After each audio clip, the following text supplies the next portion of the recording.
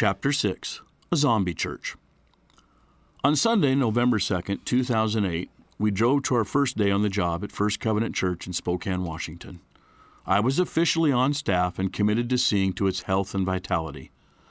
On the way to church, it dawned on my family and me that we hadn't really attended a service there yet. The only time we had been there, I led all the worship and preached the sermon. With more than a little anxiety, my wife and I wondered what we were in for.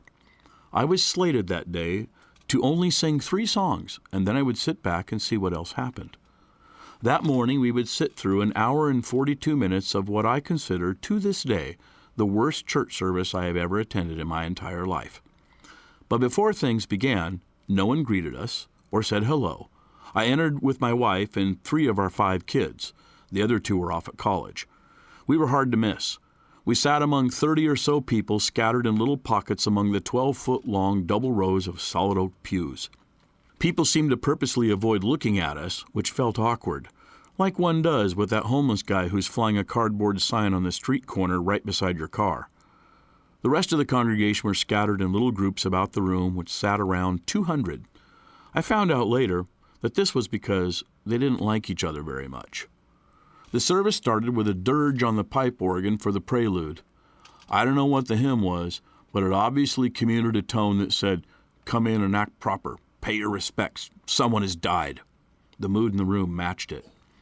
The second thing in the order of service was for the congregation to stand and sing an old classic out of the hymn book accompanied by pipe organ. Even though I'm an old rocker, my years at the Presbyterian Church under their fantastic organist taught me to appreciate the powerful instrument. When played well, it's inspiring.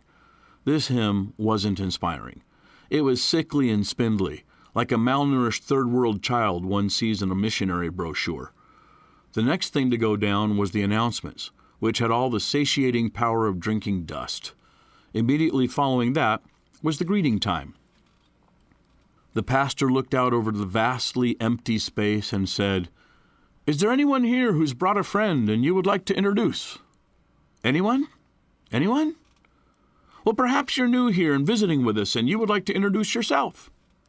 Anyone? Anyone?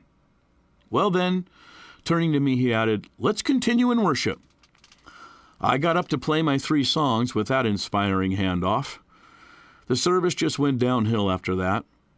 When I asked why they did that visitor introduction in the greeting time, I was informed it was to reinforce to the congregation that they weren't inviting people, and that's why they aren't growing.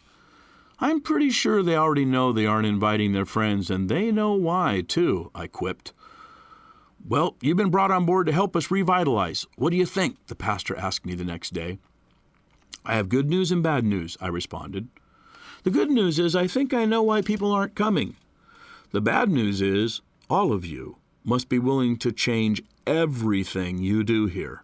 Are you willing?" "Oh, yes," was the answer he and others would give me. But they lied, of course. They were living in the carcass of a dead church past with no life in them at all. It was a zombie church. It just kept going and moving, but as a dead man. Any change was a fight. Anything new was forbidden. Whole regions of the church fell under this person's or that person's territorial domain. And even though those ministries were long since dead, there was no attempt to change a thing. One room was full of thousands of copies of choir music, but they hadn't had a choir in over 15 years.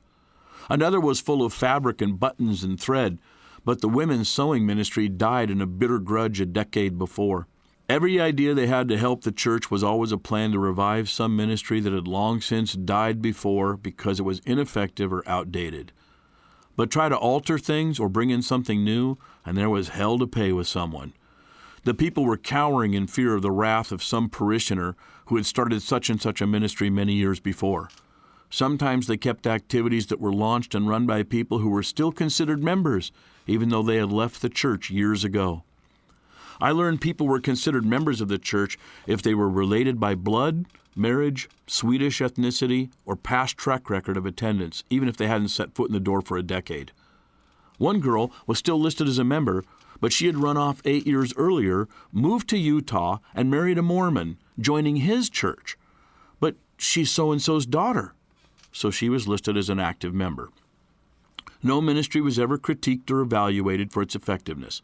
No goals or objectives were ever measured for staff, a ministry, or an activity. If an activity happened in the past, it was considered valid, regardless of attendance or participation.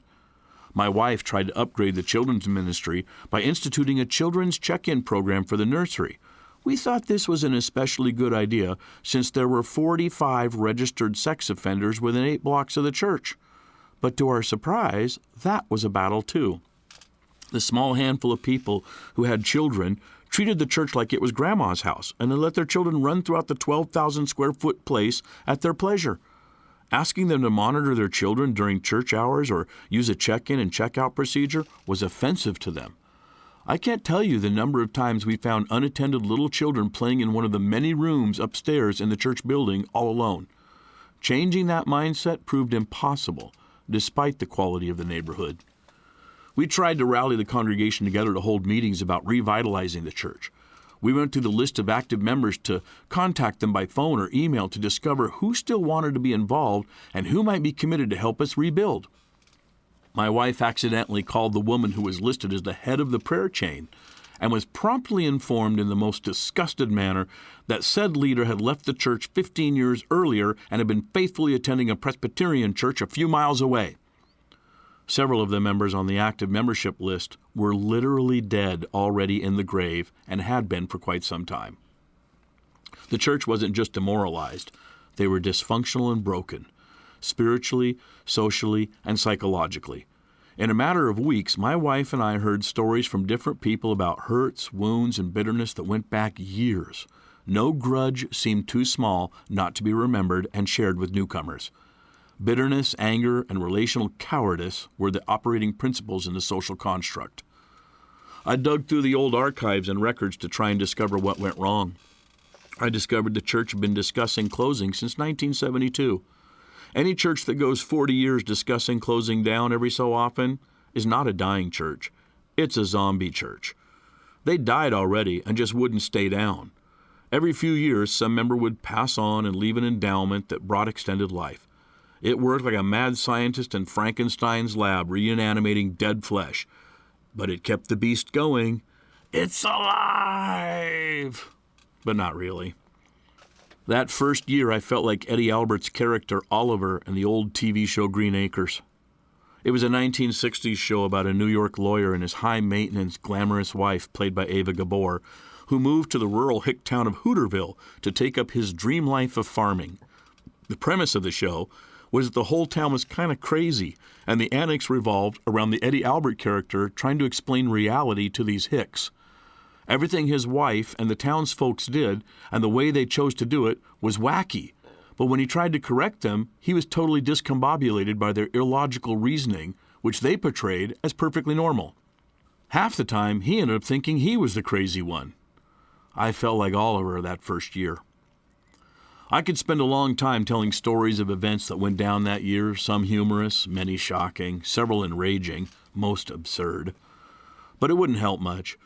I was slated to help them with outreach and growth, but I was having a difficult time convincing them that they needed to change their environment, demeanor, service style, and personal approach before they were ready to invite strangers into their home. Their concept of church renewal was to have more people come and help pay the bills. They didn't want to do anything to welcome those strangers in. They didn't want to make friends with them if they came. They didn't want to change anything they were already doing, things which hadn't worked for 40 years already. Growth was a fruitless proposition. They suggested we just change the name of the church and keep doing what we were already doing. A new name change was all it would take to draw the folks in, so they thought. My family and I discussed this around the dinner table one night. My 2 high school daughters sang on the worship team with me. Well, actually, there weren't any additional members to the worship team, just us. The youngest one spoke up, suggesting, "How about Toontown Covenant Church?" It was an appropriate suggestion. After 4 months of being there, I showed the pastor and board that the church was consistently burning through its money to the tune of $15,000 a month deficit spending. The 3-year plan was only going to last another 10 months before the entity was broke. They panicked. At that point, I suggested that they had 2 choices. A, sell the building and move to the suburbs like everyone else, or perhaps B, do something radical and reach out to the existing neighborhood, because young families from the suburbs weren't going to come down to that part of town to join a church anyway. They opted to sell. Several of them felt that they were sitting on a real estate gold mine and all they had to do was put it on the market and then drift lazily into a blue sky future on a golden parachute. After all, that's what the nice Lutherans next door had done. We brought in a specialist for church sites who informed us it would take 2 years to sell and the church group would get half of what the building had been worth only a year or two before because of the economic downturn. The congregation looked pale and sick, more than usual.